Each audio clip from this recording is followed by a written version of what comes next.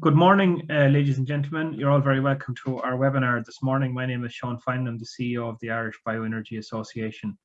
This morning's webinar is number 32 in our Agrobioheat Bioenergy webinar series. And this morning's topic is the Agrobioheat Project and the role of Agro Biomass in renewable heat. So just a very brief introduction about the Irish Bioenergy Association. We're founded in 1999. We're a representative body for the bioenergy sector, covering the sectors of biomass, biogas, biofuels, biochar, wood fuels, and energy crops. Our main role is in the areas of policy, lobbying, advocacy, and knowledge transfer.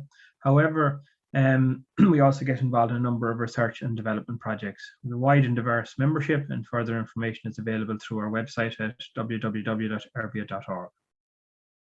This is number 32 in our webinar series, and all our previous webinars are all available on our YouTube channel. If you would like to go back and look at or view some of the previous webinars. As you can see, we've covered a wide and diverse range of topics, and if you or any of your colleagues would like to participate in our webinars, feel free to get in touch with either myself or my colleague Teresa O'Brien.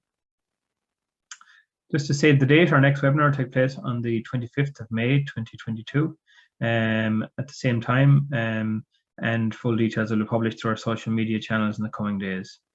This morning's webinar, we will hear a presentation by Manolis Karampinis, a Research Associate at Centre for Research and Technology at Hellas in Greece, or CERTH, C-E-R-T-H as it's called. And we will also be joined by Noel Gavigan, who will join our panel discussion at the end of Manolis's presentation. You have an opportunity to ask questions, and you can input those through the Q&A tab at the bottom of your screen, and we will endeavour to get to as many of the questions as possible. So introduce this morning's speaker. As I said, Manolis is a chemical engineer by training and is research associate at the Centre for Research and Technology at Hellas. He is coordinator of Agrobioheat, which is a European funded project under the Horizon 2020 program, and its objective is to foster the development of biomass, agro-biomass to heat value chains. Manolis is also a member of the Greek Biomass Association, a board member of Bioenergy Europe, and we work closely with him through his role as chairperson of the Agro Biomass working group at Bioenergy Europe, which Arbia participates in. And just to introduce in our topic this morning, so the Agrobioheat Project, its aim is to stimulate a mass deployment of improved and market-ready agro-biomass heating solutions across Europe. Full details can be viewed through the website agrobioheat.eu. Agro-biomass is a large, underexploited and indigenous resource, which can support the achievement of the European targets and climate objectives, while at the same time promoting rural development and circular economy. Agro-biomass is also presents opportunities at an Irish level, and we look forward to exploring that as part of this webinar. In this webinar, Manolis will share his own expertise and knowledge, and he will outline the recommendations to policymakers at both a local, regional, and national level to understand and figure out the set of instruments that are required in order to overcome the barriers for advancement of this sector and indeed the overall heating sector through the use of agro biomass. So without further ado, it gives me great pleasure to introduce Manolis. So if I stop sharing, you can take it from there, Manolis. So over to you. Yes, good morning, everybody. Hello. Thanks, Sean, for the introduction, and thanks to Arbia for the invitation to present in today's webinar. 1 second, and I will share my presentation.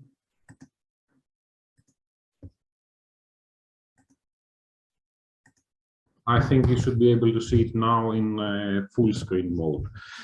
So I was already quite well introduced by Sean, so I don't have to say a lot of things about myself, but just for reference, maybe I will share a few things about the organization I'm working in, CERTH. It's a very big research institution in Greece, actually I think the biggest one in terms of turnover and number of personnel. And we are also very competitive on the EU level when it comes, for example, to attracting funds from Horizon 2020 and other such funding instruments. We are organized under 5 institutes with different thematic areas. And I am coming from the Chemical Process and the Energy Resources Institute. I think the title is quite self-explanatory about what we are doing. We employ about a quarter of CERTH's total personnel, mostly engineers and scientists. And we are based in multiple locations in Greece. I am coming from the Athens office, but our headquarters are in Thessaloniki.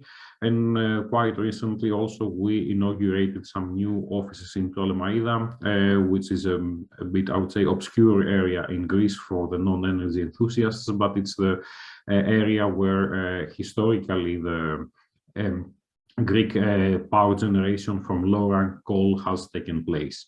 And one of our thematic areas is, of course, sustainable energy. And within that field, we have been very active in the past years in projects related to biomass and bioenergy. Here, I have some summarized from the logos of our projects. Most of them are either active or have finished quite recently, so the websites are still active, and you can access all the information from them depending on what, let's say, you're interested in. Just for example, some of those that are now running, BCOOP is a project that has to do with energy communities focused on biomass. And REFOR Industry is a project that has to do with renewable energy use, including biomass, in the energy intensive industry sector. So industries such as cement, aluminium, steel, and others. Son also mentioned before that I'm involved in Bioenergy Europe, both as a board member and as a chairperson of the working group on Agrobiomass. IRBE, of course, is a member of Bioenergy Europe. Typically, the meetings of the working groups are reserved for members of Bioenergy Europe only.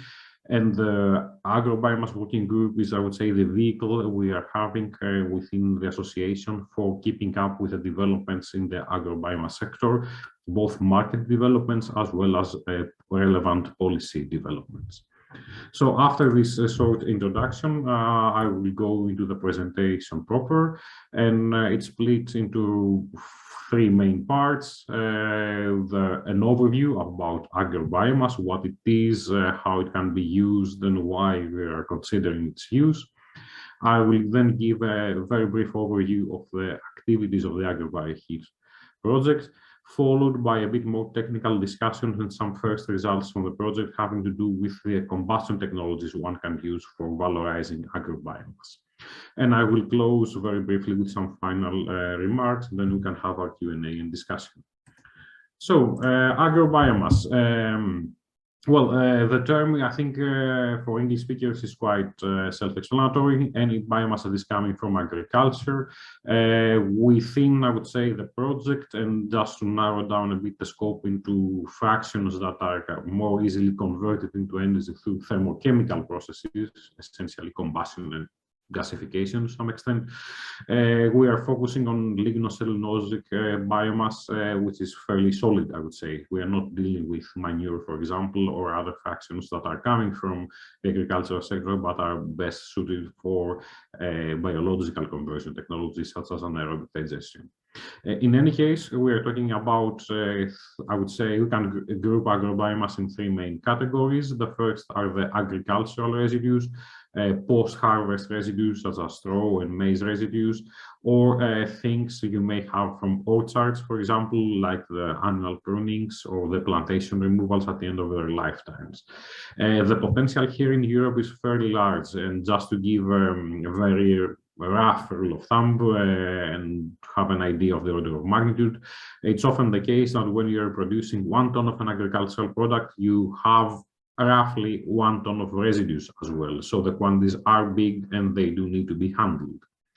In Southern Europe and Eastern Europe, we have several agro-industrial residues that are also very relevant. Things, for example, that are coming from olive oil processing, like olive stones and olive cake, things that are then the nut cells from nut cracking plants, sunflower husk from sunflower oil production plants, rice husks, and others. The key characteristic of these assortments is that they don't need harvesting. They are produced in an agro-industry, which is already taking care of the logistics of the primary product. Often it is the case that they have a low moisture content and a good calorific value, so they are a very competitive fuel source, and in fact, as you will see later, they're already being used in some local and regional markets. And then we have the perennial energy crops, the crops that are explicitly cultivated for their biomass, and they can be either herbaceous such as miscanthus and switchgrass, or woody short rotation poppies, including poplar, willow, eucalyptus, and others. The important thing here is that, of course, you can have a higher yield, which always facilitates the harvesting economics. But apart from their, let's say, purely energy use, they also provide additional ecosystem services. They can be cultivated also on marginal land, abandoned land, or even contaminated land. So it's not generally the case that they compete with standard food production. When you're talking about the potential in Europe, the largest potential, of course, of agrobiomass is herbaceous agricultural residues. We have more than 120 million tons per year of sustainable potential, things you can harvest without affecting the soil organic carbon. The potential of agricultural prunings, for example, is lower, but it is still very, very relevant, especially for Southern European countries such as Spain, Italy, and Greece, where we have a lot of olive groves. And the agro-industrial residues, they are very relevant in some markets. For example, in Spain, the market share of olive stones is comparable to that of wood pellets. And when it comes to perennial energy crops, at the moment, they only take up a marginal part of the utilized agricultural area in Europe. I think the last data we have from Bioenergy Europe is 0.07%.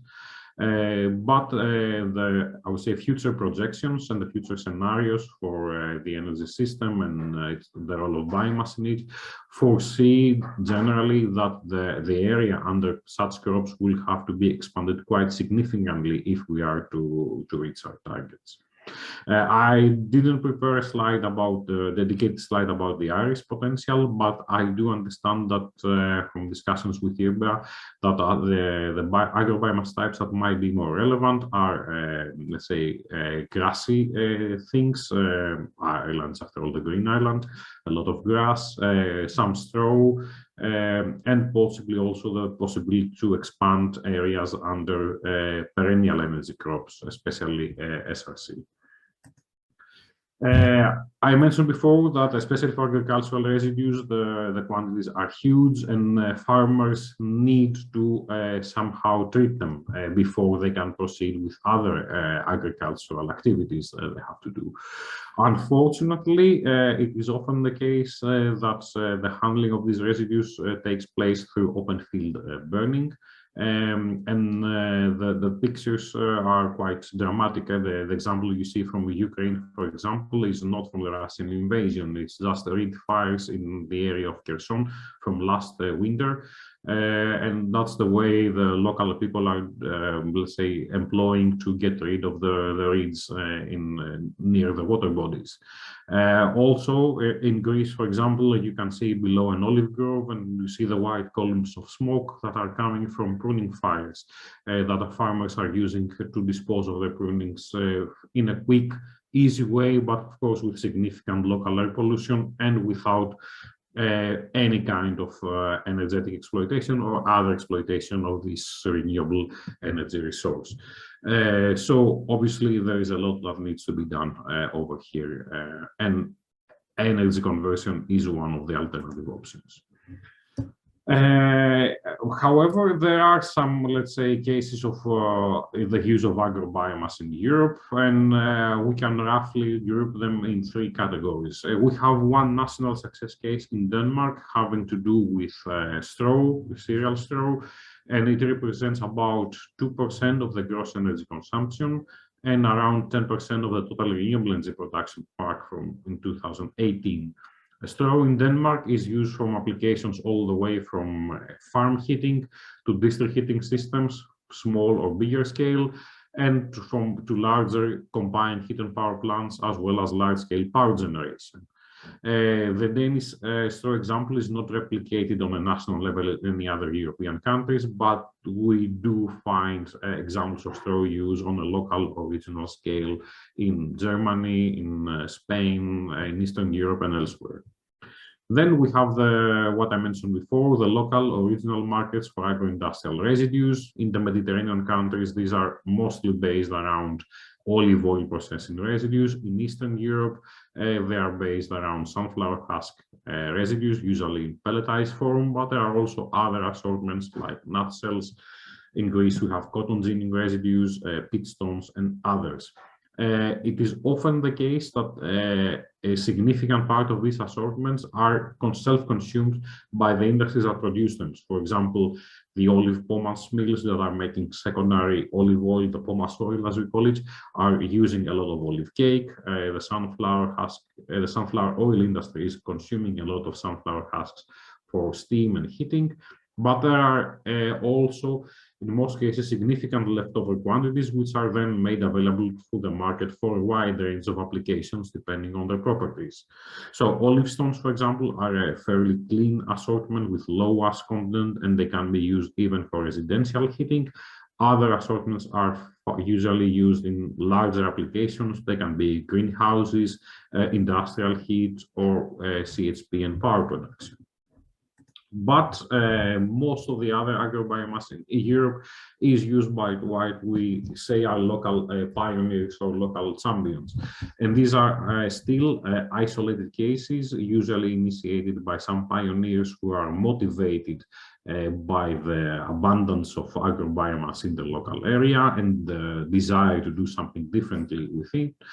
They can do different things depending on, let's say, the local conditions. Some are producing pellets or briquettes for the market. Others are producing heat, which they self-consume, or they, let's say, sell to greenhouses or whatever. They may operate small district heating systems and even small power plants or CHP plants. These may serve as an inspiration and example for others, but they are not yet widespread models for, let's say, even within a national or a regional setting. One of the reasons why we are discussing about agrobiomass a lot has to do with the cost competitiveness, a very topical issue, especially with the current energy prices and the situation all over Europe. The example you see here is coming from Spain, with a quite well-developed market in some assortments. You can see on the, I hope you can see my cursor as well, above you can have the evolution of the electricity prices going very high in the second half of 2021. Below, there are some, let's say, other fuel assortments, fossil as well as biogenic. And generally, it is the case that, again, from the second half of 2021, the prices are starting to go up.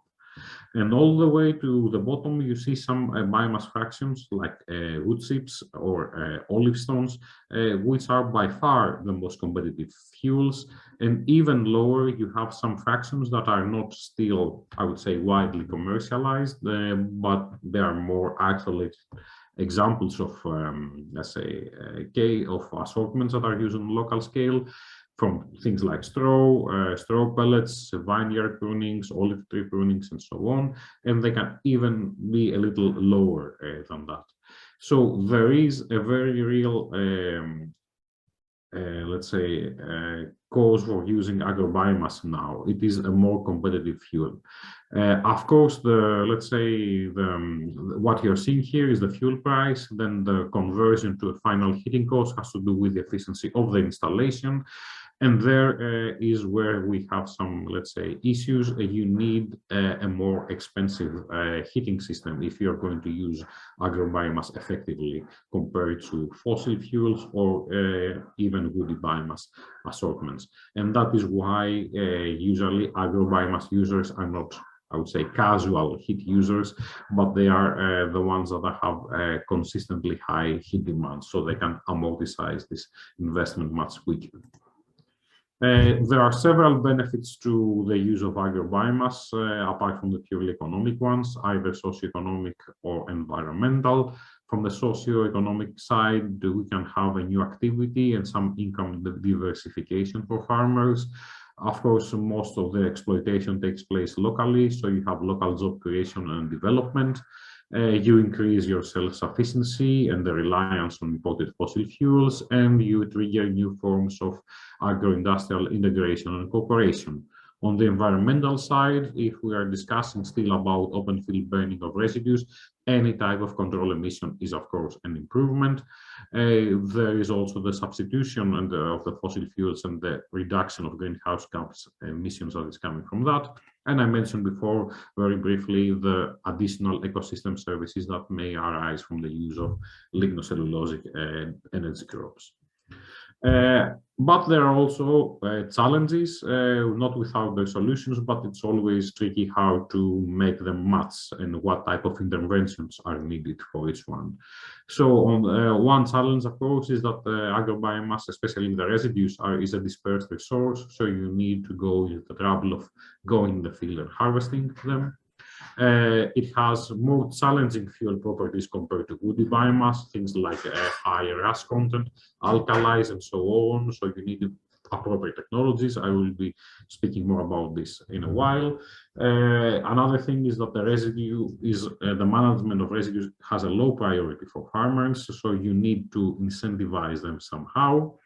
And of course, I would say agrobiomass in general is an item that is very low in the agenda of policymakers, of farmers, etc. So of course, you need knowledge transfer, you need dissemination, you need promotion of success cases. And that is why some years ago, we successfully applied and got funding for the Agrobioheat Project, which explicitly focus on the use of agrobiomass, especially for heating applications in European rural areas. The project started back in January 2019 and will finish quite soon in June 2022. It is coordinated by my organization, CERTH, and on the website you can find a lot more information about our activities. In these slides, I will briefly pass through some of the highlights and some things that might be of interest also for you as participants and interested users from Ireland. Here is a slide about the consortium. We are mostly active in 6 European countries, which you can see with the light green color on the map. So we're talking about Spain, France, Croatia, Greece, Romania, and Ukraine. They represent quite a diversified range of the, let's say, agrobiomass sector. Either because the agricultural sector is structured differently, or the energy demand is also differently, and so on. And there, from each country, we have what we call a national multiplier, an organization that is either involved in the biomass sector, or the renewable energy sector, or the agricultural sector in general. We have on board some technical partners like CERTH, who are supporting, let's say, the others on more technical issues. We have Bioenergy Europe on board as the European Association, and we have some other partners that are bringing their specific expertise. For example, Food and Bio Cluster in Denmark is transferring experiences from the Danish national success case on storage utilization. Agroenergy is a French partner that is essentially an ESCO, an operator of biomass heating systems, and they charge the end users for the heat used, so they take care of everything else from fuel supply to boiler installation and operation. And White Research is our social science expert. For whom and why are we considering agrobiomass? Well, I mentioned already before, let's say, the benefits you could have by adopting agrobiomass heating. But for a quick recap, it's a reduction of your heating costs, your annual heating costs. It's the support of rural growth and circular economy. And of course, the reduction of the carbon footprint, and they help to fight climate change. Our targeted end users are mostly farms and rural households, schools, municipal buildings, and other community energy projects. We're talking about agro industries, greenhouse, service buildings like hotels, essentially, any type of application that, as I mentioned before, has a substantial heat demand in rural areas. Some things that we have been doing in the project, we have been trying to promote success cases we have identified and that we see as potential good examples for replication in other areas of Europe. We organized, for example, a physical visit in Vilafranca del Penedès in Spain, near Catalonia. It's a very nice example of a local municipality that has installed a local district heating network that is supplied exclusively with a local agrobiomass resource, in that case, vineyard prunings. And since we have vineyards more or less all over Europe, it is something that can be replicated in numerous locations. So there, back in February 2022, a little before the pandemic, we had the chance to visit this example with a very large delegation from all over Europe. We saw how biomass, the vineyard products are harvested, how they are used, and we also got the chance to see a winery that is using, a big winery that is also producing cooling energy out of biomass. And if you want more information, we organize also a small workshop on that. You can find more details on our project website. After the pandemic, we had to rely mostly on virtual exchanges and virtual visits, and we organized quite recently two of those. The first was a joint Ukrainian-Danish site visit, so this is very relevant if you're interested in finding more about what is taking place in those local markets. And another one in Romania, where we saw a lot of examples of agrobiomass use from municipalities all the way to several types of agro-industries and greenhouses. We have also on YouTube a dedicated playlist and several videos that have, let's say, short clips about 5 to 7 minutes each about success cases, and there you can also go and find let's say several of the examples we have identified all over Europe, and you can have a very nice visual representation of what they are doing and how they are valorizing agrobiomass in their local settings. Another thing that is quite relevant for everybody is the Agrobiomass Observatory. It's an online mapping tool we have developed. You can freely access it on the web page over here, and we use this to record real cases we have found online from several databases or our own previous work. Here we record with a red market agrobiomass heating cases that go all the way up to 50 megawatts, but most are, I would say, much smaller. We record other cases of agrobiomass use, for example, power or CSP production, with a light blue marker. With the green markers, we have equipment manufacturers, for example, people who are producing boilers, flue gas cleaning equipment, and so on. We also have several ESCOs and installers in each country, or often the commercial representatives of some of the big manufacturers, as well as fuel suppliers in every country. Let's say the key feature of this map is that if you click every point, you will see some more information, contact details, and so on. But the important is that many of the points are interconnected. So if you click, for example, on a specific boiler manufacturer, you will not only find their contact details, you will also find their commercial representatives, but most importantly, you will find real examples of installations that they have all over Europe, essentially the references, and you can find more details on those as well. Another thing that we have been doing is that we are developing a series of guides on different types of agrobiomasses. 3 of them are already available, and you can download them freely from the project website on this link down below. One is based on the Danish example on straw. It's actually the second edition of this guide. The first one was in 2011, but we need some, let's say, recent updates. We have one about utilization of maize residues and another one about utilization of the agro-industrial residues. And there is a 4th one that's in the pipeline having to do with agricultural prunings, uprootings, as well as prunings from hedgerows. I'm not sure if this is something relevant for Ireland, but it's certainly for other European countries. We are doing a series of matchmaking events that aim to connect, let's say, potential end users with potential adopters or any kind of meaningful business connection revolving around agrobiomass. We organized already 2 such events, which were very successful, and a large number of participants, and several bilateral meetings, some of them leading to real collaborations.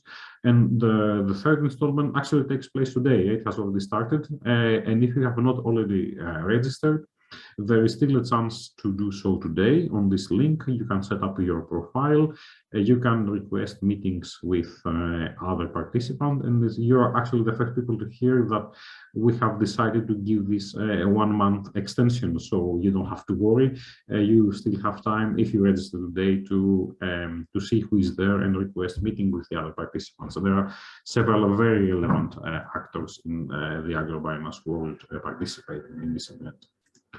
We organize, of course, many different webinars and workshops and other events, or participate in them, such as the one of today.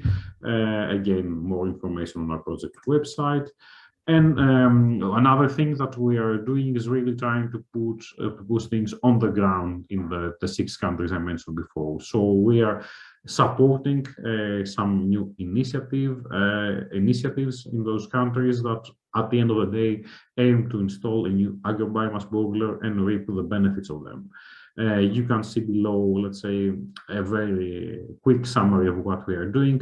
Just to give you an example, in Greece, we are supporting a local municipality that has a very large swimming pool to switch to an agrobiomass heating system. These people used to pay something like 100,000 euros every year for the heating oil, and now I think they will pay this year around 200,000 euros. And with an agrobiomass heating system, they can perhaps cut their heating bill by around 30%, depending on the exact business model. And any investment that would be paid back in 3 or 5 years. So it's a very sensible, I would say, choice for those kind of applications.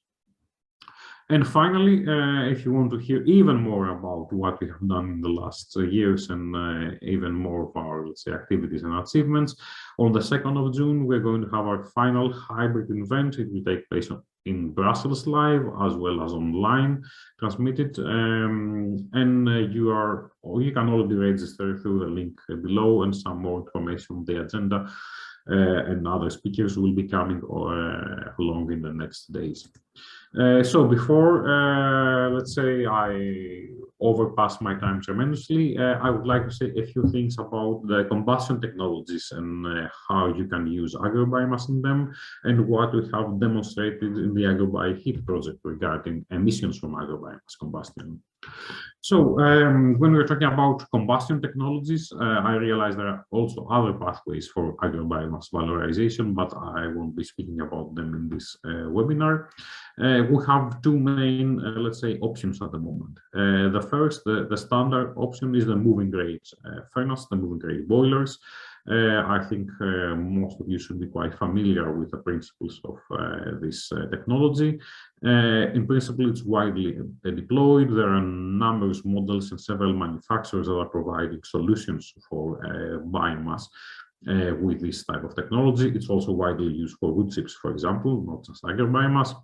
And it comes from capacity ranges which can be as low as 30 kilowatts all the way up to 150 megawatts. So we're talking about large-scale heating plants or power plants. This technology is employing conventional air staging, so essentially distribution of air to primary and secondary for controlling carbon monoxide and organic gaseous compounds. And it uses secondary measures such as electrostatic precipitators or vac filters to reduce particle emissions. And when it comes to Nox emissions, mostly they rely on primary measures, and if needed to reduce them further, there is an option of having secondary measures such as selective non-catalytic reduction techniques, but they are usually employed above the 1 megawatt scale, below the 1 megawatt scale. So I would say small scale applications it's not economically feasible to have this type of solutions. The other option that is now coming up in the market is the gasification concept. It's a more innovative design. At the moment, it's only offered by a limited number of manufacturers, and it goes from the up to the 20 megawatt capacity scale, starting from the 30 kilowatt. This concept uses extreme air staging to reduce the unburned pollutants. And because of its, let's say, peculiarities, it doesn't necessarily need any kind of secondary measures to achieve very low results of particle emissions. And also it can perhaps produce some slightly better results for Nox emissions as well, only with primary measures.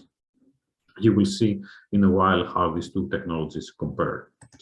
When it comes to Agrobiomass, again, I mentioned before briefly that it does contain, most of the assortments contain several, I would say, problematic components, or the characteristics are a bit more challenging compared to woody biomass fuels. Again, it's possible to use any kind of fuel in, let's say, a combustion facility, but it is always a question of a techno-economic feasibility and whether, let's say, it makes sense to have such a solution for the fuel you are going to use. Especially for larger applications, so typically above the 1 megawatt scale, usually the solutions are tailor-made. So depending on what you want to burn, several manufacturers will offer you, let's say, a boiler that is designed for this particular fuel.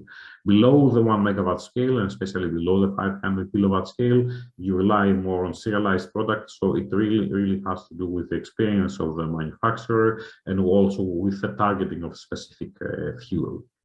I don't think we have the time to go through all the, let's say, the different challenges and all the potential solutions that can be employed from an engineering perspective to a good agrobiomass boiler.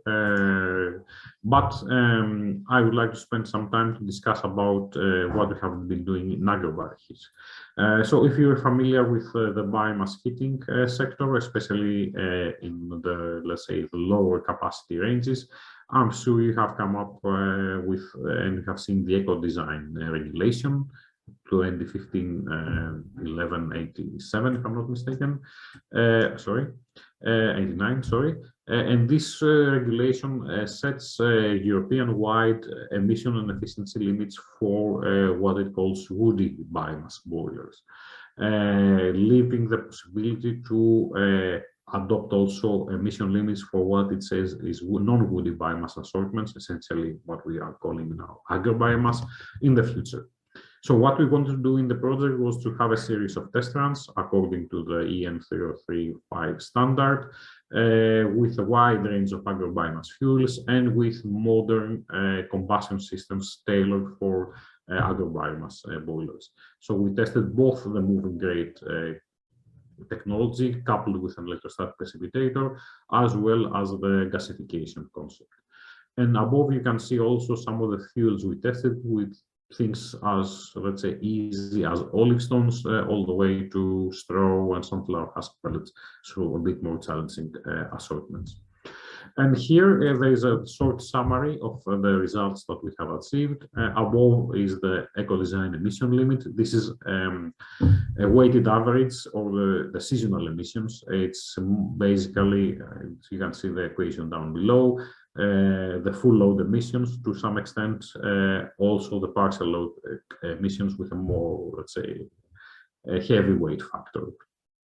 And below is what we have achieved with during the Agrobioheat test runs. Boiler 1 is a boiler based on the gasification concept. It doesn't have any secondary measure for particle control.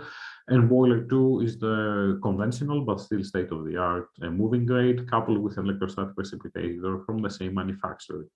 And the quick color coding is the, let's say, the compliance with eco-design. So with green is what is below eco-design, with red is what is above. So very briefly, if you look at the carbon monoxide and OGC, you will see that both boilers are capable of meeting the eco-design limits. A little, I would say, better results with the gasification boiler. When it comes to NOx emissions, here the situation is a bit more challenging and differently, but I have to stress out that the NOx emissions are mostly a function of the fuel nitrogen content. They are not a technology-specific characteristic.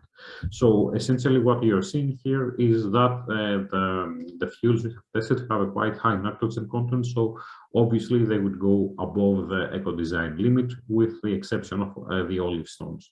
In any case, I would say the emission limits are well below here, or at the limit of the medium combustion plant directive, which is what applies at the 1 megawatt scale.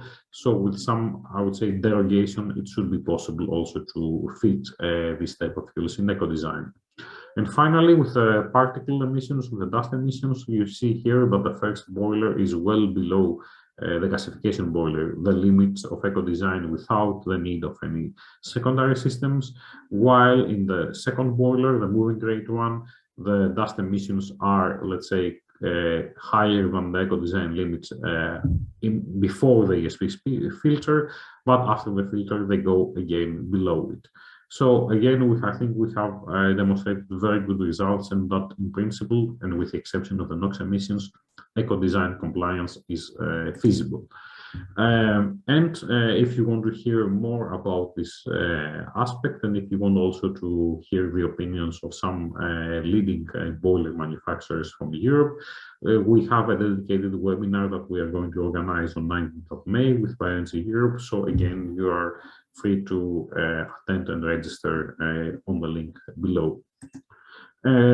And to close, some final remarks. I mentioned before that Agrobiomass is a major untapped renewable energy potential in Europe, and of course, it can play a significant role in the cost-effective decarbonization of the European heating system, especially in the rural areas where it is produced. We have several success cases of agrobiomass to energy examples, but they are mostly local or regional. The key, let's say, advantage for using agrobiomass is the cost effectiveness. It's a much cheaper fuel than most other options, either fossil or biogenic, but it does require specific technologies for effective utilization. On the other hand, with those technologies, you can have quite very good efficiency and low emissions, which can be comparable with a woody biomass combustion. But in order to make this happen, you need tailored policy instruments. I didn't have a lot of time to discuss about policies, but maybe this is something we can take up in the Q&A session. And in any case, the Agrobioheat Project, what we have been doing for many years now is that we try to support the takeoff of the sector in this critical time, as it turned out to be, for the European energy market. And I think that's all from my side for the presentation, and I'm very happy to take up your questions. Thank you. Thanks very much, Manolis, for your very detailed presentation and your attendance today, and taking time off your busy schedule to present to us. So thanks very much for that. So I would encourage our attendees this morning to post any questions you have or any feedback or comments you have through the Q&A tab at the bottom of your screen. If I could also, just to give you a chance, Manolis, to catch your breath for a minute, if I could bring in Noel Gavigan just briefly on the topic of discussion this morning. And maybe, Noel, if you just would like to outline in your own opinion the potential for the valorization of agro-biomass at an Irish level, what's currently being done, what's currently being valorized, and what's the potential?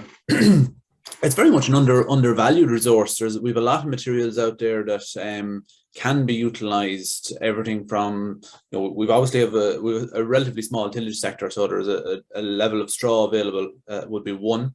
It's interesting to see that the uses predominantly going for heat, which is obviously something we need to really tackle in this country. So it's interesting to see the scales that they're working on there. But within the agricultural sector, we have lots of byproduct, lots of material that could be easily utilized into areas like this. Now, possibly because we're very much grass-based, we might have to look at something like that, but you wouldn't go for direct combustion. It'd be more for biogas or biorefinery. But the overall concept of the project, to be honest, is very interesting in terms of how we extract more and more value out of the materials that we have. And particularly, it's good to see the concentration on low value materials, because from our forestry sector, we would have a lot of brash material, for example, that would be very very much applicable to what he was talking about there.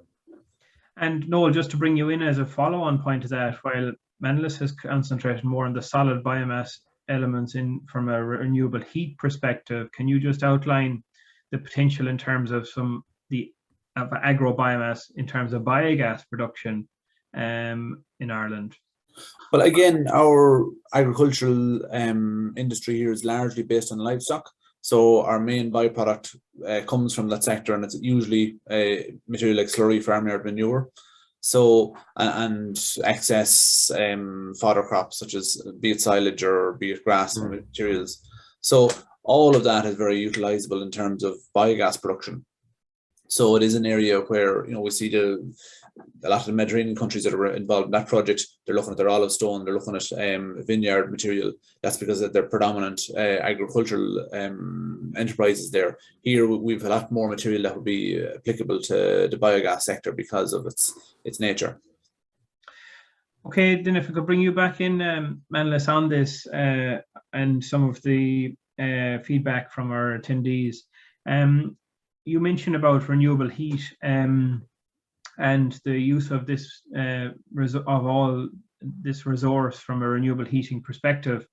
I know in Ireland we have some people that are looking at valorizing some of these and currently are actually some of the residues that you talk about, like olive stones, that in terms of production of biochar. Is that an area of that you see potential in terms of using pyrolysis technology instead of combustion technology, and maybe creating biochar and other carbon products from this material?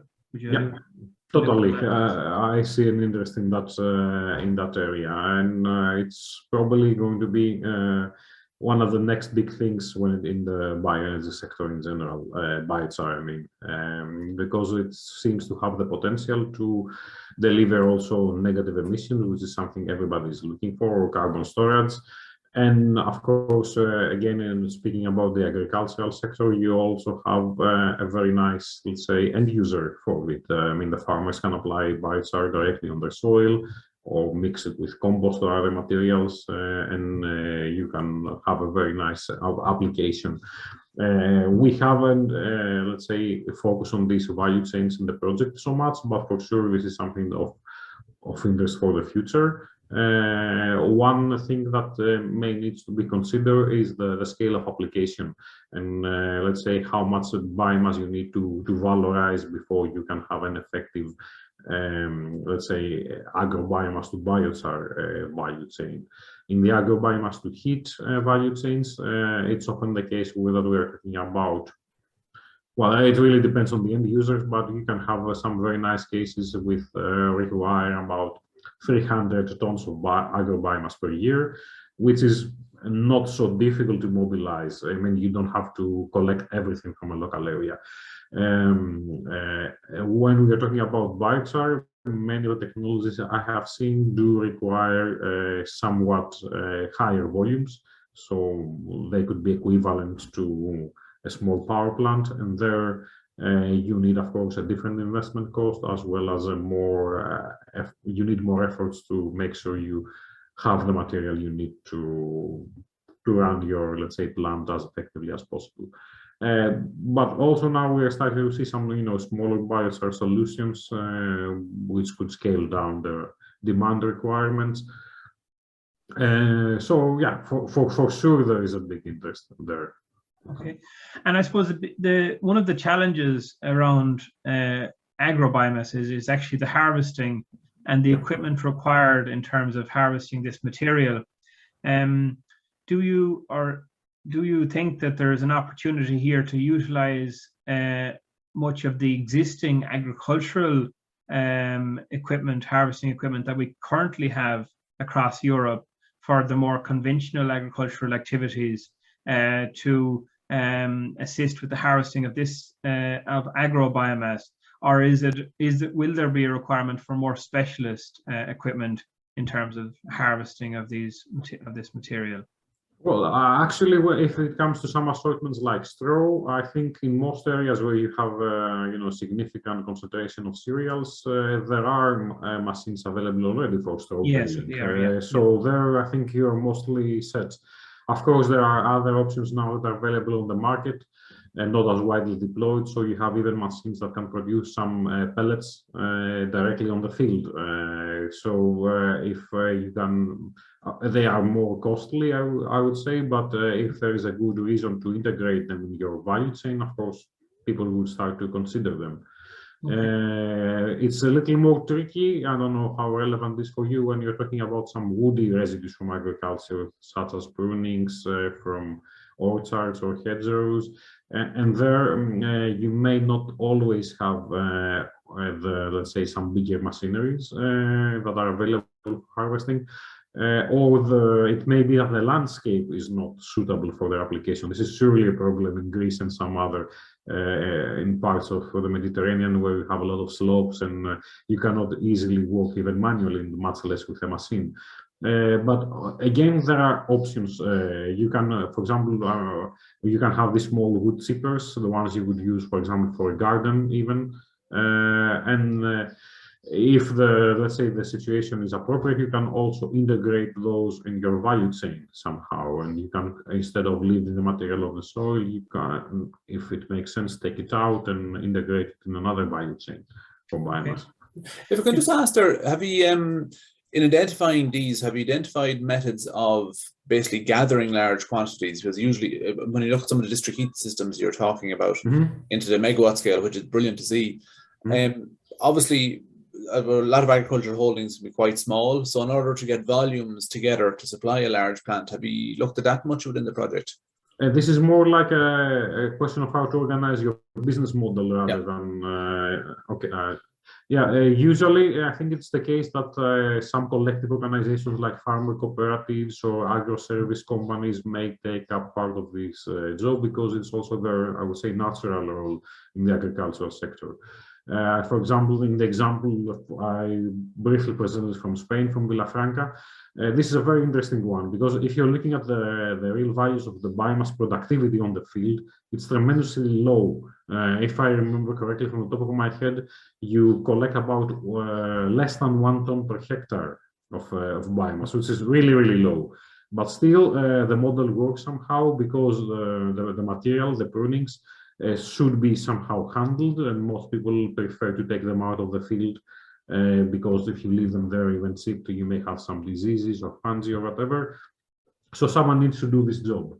And the way this is now done, it's been done by the agricultural cooperative who has a harvesting machine to, let's say, to make the process a bit more automated. It goes between the rows of the vineyards, it chips the material, and it has a bin in which it is deposited. And once the bin is full, you just discharge in the trailer and you move it back to either to the immediate storage or directly to the, let's say, the final end user. And there you have a system with fairly, let's say, simple organizational arrangements and with not a very expensive machinery that can supply the quantity of, I don't know, 200, 300 tons that the system requires for its operation. Okay, if I could pick up on some of the questions there. One, and Noel, maybe if you could take this from Carol. Thanks, Carol, for your question or query. Just about a pretty low-grade spruce plantation that he's looking to thin and transition into a native woodland. Could this thinned, low-value material be used for biomass fuel? So, absolutely. The answer is yes. So, do you want to explain that, maybe? Yeah, look, I mean, if it's low grade, I mean, obviously spruce, we're growing it and it's extremely valuable in terms of a sustainable construction material. But if it's not, if you have some of it that's not meeting that grade, that's where, like any mop-up material from forestry, lends itself very well for biomass fuel, and it's where practically all of our biomass fuel is being sourced in Ireland at the moment. So if Carol could just, if you want to get in touch with us and maybe send us your contact information, we could potentially put you in touch with some of our members in whatever part of the country you are, that you could maybe work with or talk to about organizing that material to be to be processed into biomass fuel, either firewood or wood chip. So if you want to get in touch, Carol, we'd be happy to provide that information to you. If I could pick up on a few other points, Manolis, as well, that are raised. One is around air quality and the issue, like there's a lot of discussion here in Ireland around the importance of air quality and the contribution of solid fuels to that. We are, in recent months, there's been an announcement that there will be regulation of the wood fuel market in terms of the moisture contents of material being sold on the market will be regulated to minimize the impact and reduce the impact of particulate emissions from wood fuels in that particular case. So is this a concern in terms of, or is this material used in larger boilers that have the capacity to process or to take material at a higher moisture content? But is there a link, or how do you deal with the issues or concerns, or are there issues or concerns around air quality with regard to this? So maybe if you could just comment on that. Yeah, obviously the air quality issues with biomass is a big concern all over Europe nowadays. We do hear a lot, and that is why within the project we try to demonstrate that yeah, it's feasible to use agrobiomass, achieving, I would say, very low emission limits, which is comparable to woody biomass. Of course, you know, if someone is fundamentally opposed to any kind of biomass combustion, then you wouldn't convince them otherwise. What I can also add is two things. The first is the alternative. In Southern Europe, I speak from experience, every year in this period from, I would say, February till March or April, if you go in the countryside, you will see huge fires or smoke coming from the disposal of the agricultural residues. This is not an abandoned practice, despite what people may be saying. It takes place and it is polluting significantly on a local level. So any kind of controlled combustion, even with a suboptimal system, will be an improvement compared to this. Much less with a, let's say, modern system that has the capacity to reduce particles or ambient pollutants and so on. The other thing is that for this type of assortments, we are talking also about applications in the countryside, not in usually the big rural area, in the big urban areas. Sorry.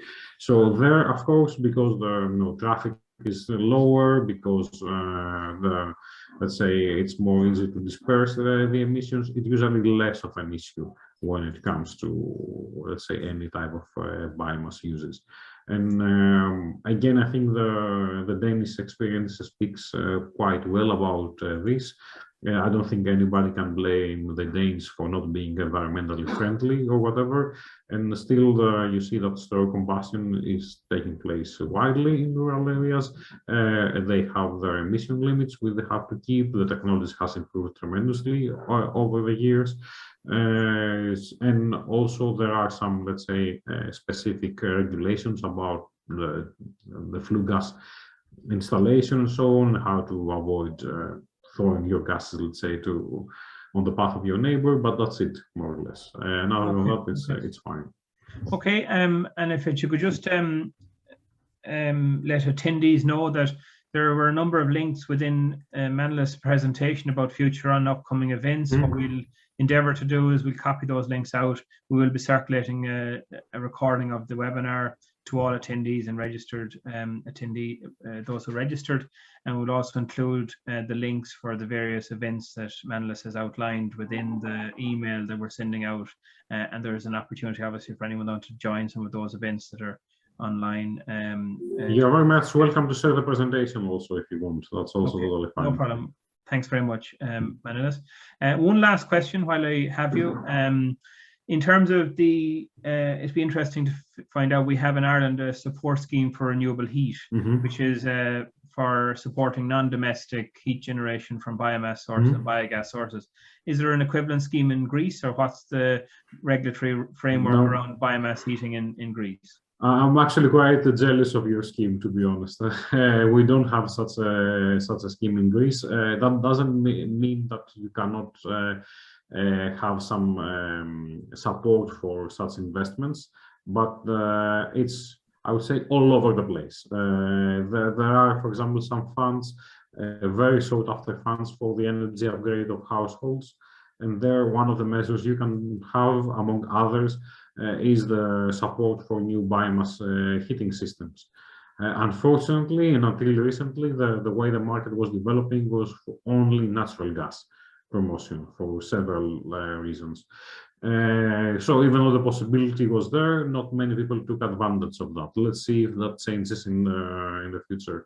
And another, let's say, thing is that unfortunately, again, there were not many hard set requirements, unlike, as far as I know, your case, about the, let's say, the efficiencies or the emission performance of the biomass systems to be installed. So with these type of support schemes, there was, I would say, an incentive to go for low performing technologies rather than the best examples. As far as I know, correct me if I'm wrong, in the Irish schemes, it's you get the heating subsidy, but of course your installation does need to meet certain requirements as well as your fuel, if I'm not mistaken. Yes, your fuel and your heating system. Yeah, which is something that totally makes sense for me. It's something that I wish we could copy also at some point in the future. And the support scheme is a very good scheme in Ireland. It hasn't received as much uptake as we would like, and we're working closely with the SEI in terms of promotion of the scheme. We're encouraging them to promote the scheme more and address some of the areas which members have raised as being areas that need to be addressed to ensure more widespread deployment of the scheme. I think, unfortunately, we've run out of time. Yeah, generally, just a small comment. I think that in those countries where such schemes have been introduced, I think your scheme is quite similar to the UK one, and there is also a similar scheme in France at the moment. So the feedback we get from the boiler manufacturers, the people who are selling products, is that it really helps to have new developments and new applications. Okay. Well, look at I think we need to leave it at that, Noel, unless you have any final remarks to make before we finish. Quite good. It's a very interesting project. Will interest to watch it progress. Okay. So just a few thank yous. First of all, thank you to all our attendees this morning and that attended our webinar, and to those who put forward questions. I'd like to especially thank Manolis for taking time out of your busy schedule to present to us this morning, and we do interact with you regularly through our involvement, our joint involvement with Bioenergy Europe and its various subcommittees. But thank you for your time, and I wish you success with your project. I'd like to also thank Teresa O'Brien, our colleague, for making all this happen this morning, and all the work she does in terms of organising our webinar series. And just to say, I hope you all have a good day, and that you can join us for the next webinar, which will take place in 2 weeks' time. So we'll leave it at that, and we look forward to seeing you all again soon. Thank you. Thanks for the invitation and the attendance. Bye-bye. Bye-bye. Bye-bye.